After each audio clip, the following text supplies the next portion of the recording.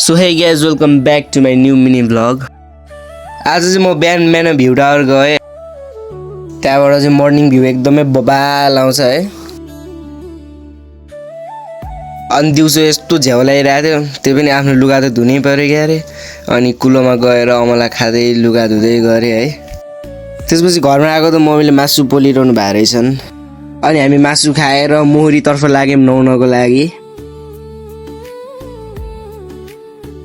त्यहाँनिर नुहाइधुवाइ गरेर एकछिन फोटोसोटो भिडियोहरू बनायौँ। त्यसपछि हामी फेरि बेलुकाको रनिङतर्फ लाग्यौँ। आज चाहिँ हामी रनिङमा भ्यू टावर गयौँ। स्यास्यारा फ्याफ्या हुँदै भ्यू टावर पुग्यौँ। त्यसपछि हामी त्यहाँनिर एक्सर्साइजहरू गर्न थाल्यौँ।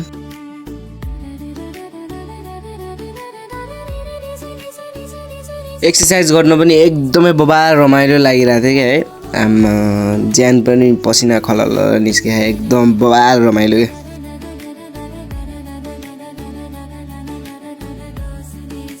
सो गाइज आजलाई चाहिँ यति नै। अब अर्को मिनी भ्लगमा भेटौँला।